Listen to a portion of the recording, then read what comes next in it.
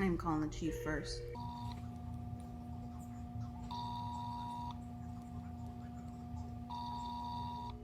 Hi, Jeff Tudor. My name is Daja Dubois. I'm a student at San Francisco State University. I'm also an activist on behalf of African American folks and Black queer folks. I was just watching the news today, and I saw what happened on with the Walmart incident. I was wondering if I could perhaps talk to you about the incident. As a Black woman myself, it struck me. It struck me harder than most viewers. I was wondering if you could just give me a call back at 707. That didn't really sound too professional. This is like 5 minutes after I've seen this, so it's terrible. I will also be calling Joe Moliteri. He is the professional standards lieutenant. I need to get what I'm going to say together because that last one was rough. All right.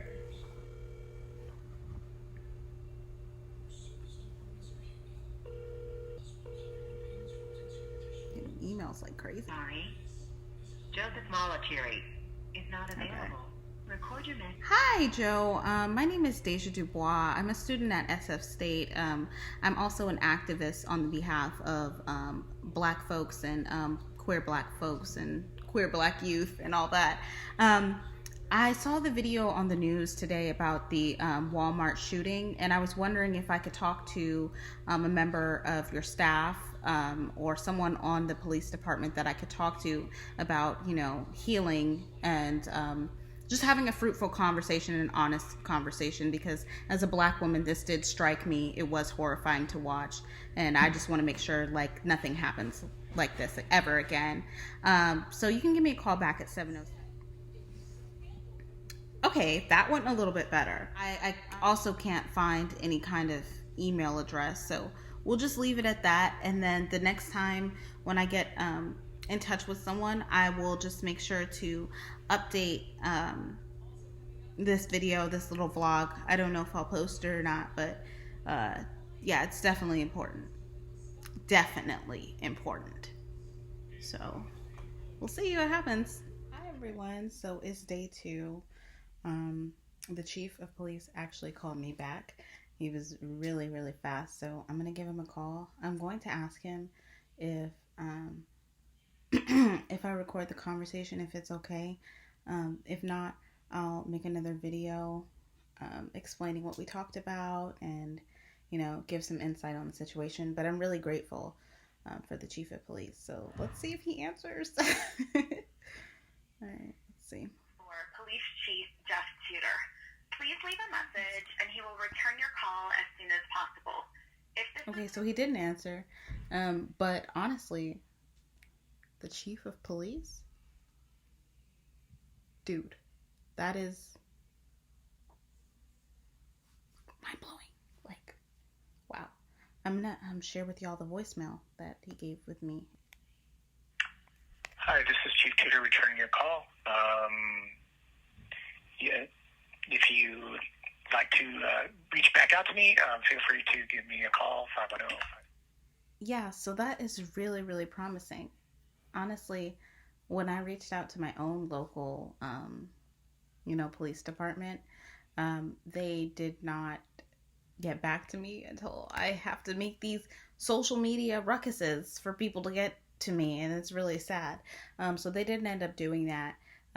But after, I stirred up, they eventually got back to me. But what I like about him is, of course, he saw my Instagram story. I wasn't trying to hide anything, but he got back to me the next day. Well, I don't know if he personally saw my Instagram story. That's not fair. But the San Leandro Police Department page saw it, and I will take a screenshot of that and probably insert it in this video.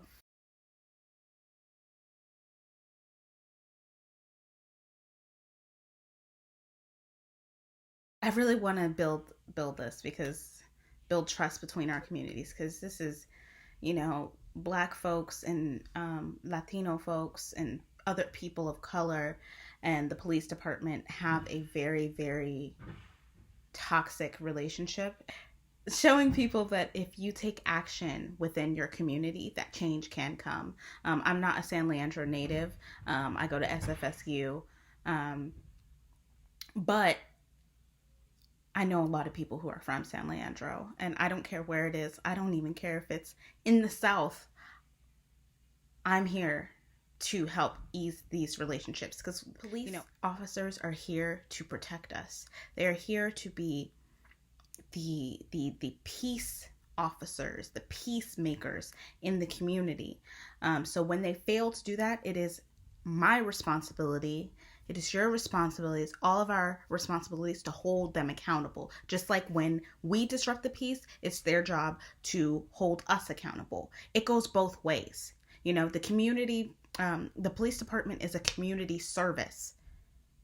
It's not a dictatorship. Okay? And I think that when some people join the police department, in this country in particular, the United States, I feel like there has to be people joining it for the wrong reason. Like that, I like shows like Life PD and Cops.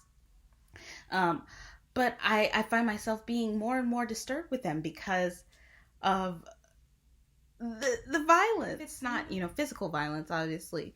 It's verbal violence. It's swearing and stuff. And if civilians are to swear at police officers, how does that go for us? It doesn't go very well. So we need to do a better job of keeping each other accountable. It's very, very important to keep each other accountable. But yeah, holding police officers accountable is not with too far reaching out of any civilian's grasp. Just call the police department. Period. Email the police department. Facebook the police department. DM I will get in touch. I'm about to make a Twitter too. I will get in touch with them in any way that I can. Okay? Because we're not gonna go out like that, baby. We ain't gonna go out like that. We're not gonna, like I said in my Facebook Live, we're not gonna keep killing black people. Especially, we're not gonna keep killing brown folks. That's just something we're not gonna do. And conversations like this help build the change because we are keeping them accountable for their actions. Okay? You serve us. So therefore, you should not be killed. Hello? Hello, this is Chief Tudor. Hi. I'm so glad you got back to me. Thank you so much for your time. Because you sounded so nice, professional on the phone, I thought I really wanted to give you a call back. So, yeah. So I have a few minutes, but I'd be more than happy to, talk to you and answer any questions that you may have based upon your voicemail. So, first of all, pleasure to meet you. Thank you so much. It's a pleasure to meet you as well. Yes, I know you have a few minutes. I just want to run this by you or ask your permission. I'm going to be uploading a YouTube series on how we can better create trust with the police department and civilians. Would you mind me recording this conversation or? No, I don't mind. Okay, great. Thank you so much.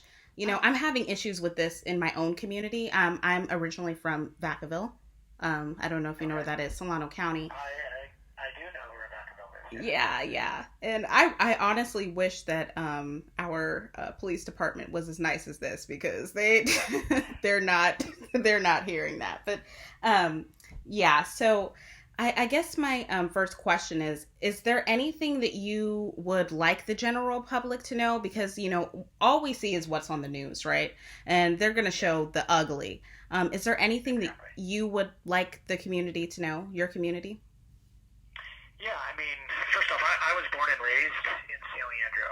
Okay. And, I have obviously a vested interest. I started working in the city when I was 12 years old, volunteering at the recreation department. That's great. And now that I've never wanted to be a police officer and, just so happened I fell into the job, and, Yeah. and now I'm the police chief. So when, something that impacts the community, and whether it's an officer-involved shooting or some type of, tragic event, I mean, it does impact on multiple levels. And, something obviously as emotional as an officer-involved shooting, Yeah.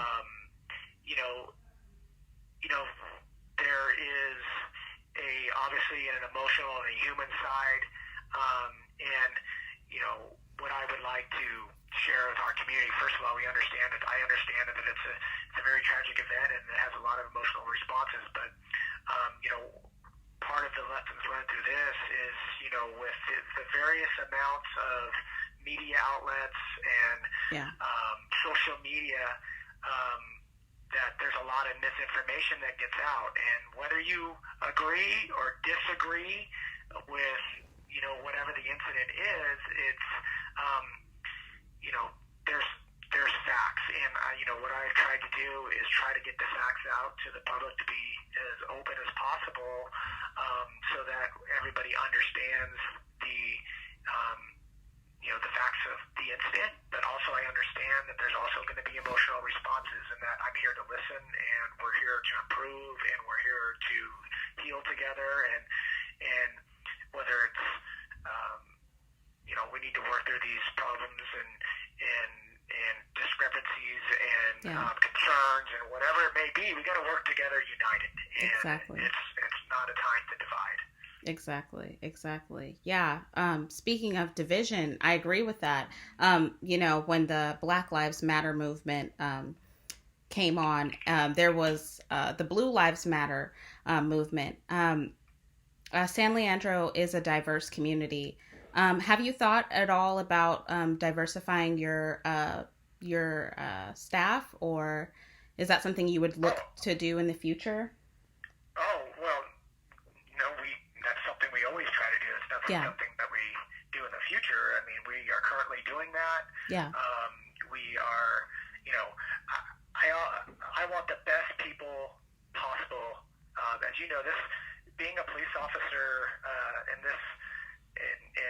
2020 and on beyond, there's a lot of challenges, specifically in the Bay Area as well. Mm-hmm. Yeah. San Leandro is a very diversified community, and I want to get the most diverse candidates I possibly can. But I'm never going to sacrifice, getting the best candidate, because I know your expectations or my expectations or the people's expectations. You're going to want the best candidate to serve you. But I have personally done a lot of work with a lot of the high school kids. In fact, I have one texting me right now about a paper he wrote about our relationship and our experiences. Oh, that's great. And he happens to be a person of color, and I firmly believe that that high school age and those kids going into college, those are going to be the future of the San Leandro Police Department. And I want to establish those relationships early so they understand when something it may be controversial comes out, that they understand that there's the situation, and they understand that there's a human side to not only them but the officers too. Mm-hmm. We're not a bunch of robots that have no feelings. Yeah. And so again, it's just about developing relationships. It's no secret, and trust, and diversifying our police force is something that obviously that we've been trying to do for the last since I've been a chief, for sure. But I'm very fortunate also. Regardless of color, we're getting good people, and that was my goal, is to get good-hearted, kind people, because at the end of the day, we're making decisions that impact people's lives out on the street, and I want the best decision makers possible to do that. Yeah, exactly. I do agree with that. I'm currently a WGS major, Women and Gender Studies, and our major is very intersectional. So we deal with a lot of ethnic studies works as well. I'm also a Black woman. I know, especially in my community, there's this kind of mistrust between the police and our community, just based on systemic racism and things that have happened since slavery. But I wanted to know, do you have any kind of programs, or would you be willing to start any programs beyond the high school level to, cater towards Black folks and people of color as well, and building that trust? Absolutely. Yeah, no, absolutely. I think, I think the one thing that my community and those that know me will say that I'm open and I listen and I'm responsive to what is going on in the community, and I'd be more than happy to assist in any way I can. This is a people job. Yeah, and, for us to move forward, to progress, the better relationships that we can build, regardless of who we are, what we are, is critical. And, that's something that's actually my favorite part of the job, is meeting people, learning, and, that's something I'd be definitely looking forward to. Yeah, that would be so great. Thank you so much for your time. Yes. Is there anything else that you want to share with the people, or? No, this is, when you have something that impacts a community, again, it's very challenging to really control emotions, and I understand that and get that, and I think again it's how we respond to the adversity and how we get through the adversity that's really going to make us better. I think that by creating those relationships and creating that open dialogue of understanding, no matter what the issue is, I think it's a critical piece moving forward. Yeah, for sure. Oh my goodness. Thank you. This has been so refreshing and so healing. I wasn't sure how this was going to go, but it honestly went better than I ever could have thought. Maybe I would love to meet you sometime personally, and maybe we could talk a little bit more. For sure. Especially after the pandemic, when I get back in San Francisco. Yeah, I know. You can't do all these rules now. So, Yeah. No, I get it. But you know how to get a hold of me. Exactly. Thank you so much, Chief. I'll keep in touch. Okay. All right. Thank you. Bye-bye. Oh, wait. Did I hang up? That was so nice, guys. That was so nice. Oh, that was so nice. I love that. Just to clarify, I didn't get into the actual killing, in my opinion, murder. Just because